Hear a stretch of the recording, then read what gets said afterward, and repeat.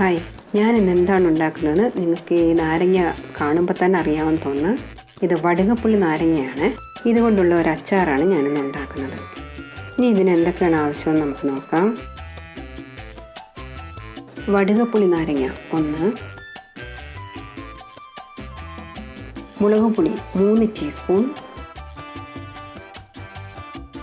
മഞ്ഞൾപ്പൊടി 1/4 ടീസ്പൂൺ, വെളുത്തുള്ളി കുറച്ച്, പെരുങ്കായപ്പൊടി 1/2 ടീസ്പൂൺ, ഉപ്പ് ആവശ്യത്തിന്, എണ്ണ 4 ടേബിൾ സ്പൂൺ, ഉലുവാപ്പൊടി 1/4 ടീസ്പൂൺ, കടുക് 1/2 ടീസ്പൂൺ, കറിവേപ്പില ആവശ്യത്തിന്, ഉണക്കമുളക് ആവശ്യത്തിന്, പഞ്ചസാര 1 ടീസ്പൂൺ, വിനാഗിരി 2 ടേബിൾ സ്പൂൺ. ഇനി ഇത് എങ്ങനെയാണ് ഉണ്ടാക്കുന്നതെന്ന് നമുക്ക് നോക്കാം. ആദ്യം ഒരു ചീനിച്ചട്ടി ചൂടാകാൻ വയ്ക്കുക.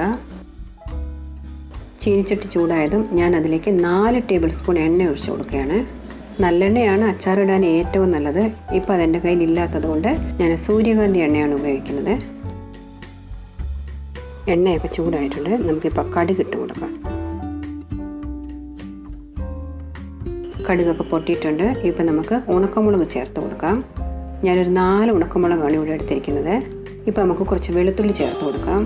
വെളുത്തുള്ളി നിങ്ങൾക്ക് എത്ര ആവശ്യമുണ്ടോ അത്രയും ചേർത്തുള്ളൂ കേട്ടോ. ഇപ്പോൾ കുറച്ച് കറിവേപ്പില ചേർത്ത് കൊടുക്കാം.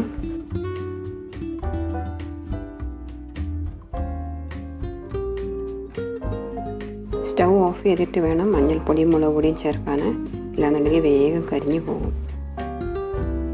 ഇനി നമുക്കിതിലേക്ക് ഒരു 3 ടീസ്പൂൺ മുളക് പൊടി ചേർത്ത് കൊടുക്കാം. എരിവത്രയ്ക്ക് വേണ്ടാന്നുണ്ടെങ്കിൽ ഒരു 2 ടീസ്പൂൺ ചേർത്താലും മതി കേട്ടോ. അച്ചാറായതുകൊണ്ടാണ് ഞാൻ ഈ 3 ടീസ്പൂൺ മുളക് പൊടി ചേർക്കുന്നത്.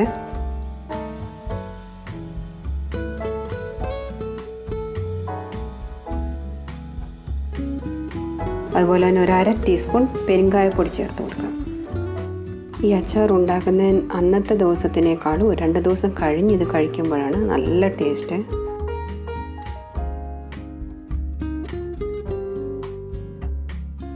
ഇനി നമുക്കൊരു 1/4 ടീസ്പൂൺ ഉലുവാപ്പൊടി ചേർത്ത് കൊടുക്കാം. ഇപ്പം നമ്മൾ മസാലപ്പൊടികളെല്ലാം ചേർത്ത് കൊടുത്തിട്ടുണ്ട്. ഇനി നമുക്ക് സ്റ്റൗ ഒന്ന് ഓൺ ചെയ്യാം. ഇപ്പം നമുക്ക് നാരങ്ങ ചേർത്ത് കൊടുക്കാം. ഞാൻ ഈ നാരങ്ങ കട്ട് ചെയ്ത് അതിനകത്ത് കുരുവൊക്കെ കളഞ്ഞിട്ടുണ്ട്. നാരങ്ങയുടെ തോലൊക്കെ എടുത്ത് കഴിയുമ്പോൾ അതിനടിക്ക് നല്ല കട്ടിക്കുള്ള ഒരു വെളുത്ത പാട ഉണ്ടാകും. അതൊക്കെ മാറ്റണം. ഇല്ലാന്നുണ്ടെങ്കിൽ നാരങ്ങ അച്ചാർ ഇടുമ്പോൾ അതിന് നല്ല കയ്പ്പുണ്ടാകും. ഇപ്പം നമുക്ക് ആവശ്യത്തിന് ഉപ്പ് ചേർത്ത് കൊടുക്കാം.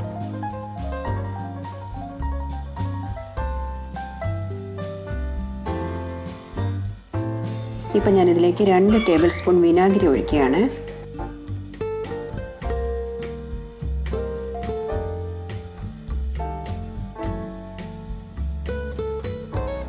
ഞാനിവിടെ ഒരു 1/2 ടീസ്പൂൺ പഞ്ചസാര ചേർത്ത് കൊടുക്കുകയാണ്.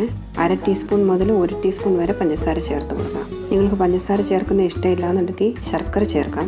അതും ഇഷ്ടമില്ല എന്നുണ്ടെങ്കിൽ 2 or 3 ഈന്തപ്പഴം ചേർത്ത് കൊടുക്കാം. ഇതിപ്പോൾ റെഡി ആയിട്ടുണ്ട്. നിങ്ങളെല്ലാവരും ഇത് ഉണ്ടാക്കി നോക്കണേ. നിങ്ങൾക്ക് ഈ വീഡിയോ ഇഷ്ടമായെന്നുണ്ടെങ്കിൽ ലൈക്ക് ചെയ്യാൻ മറക്കരുത്. അതുപോലെ തന്നെ ഷെയർ ചെയ്യാനും സബ്സ്ക്രൈബ് ചെയ്യാനും മറക്കരുത് കേട്ടോ.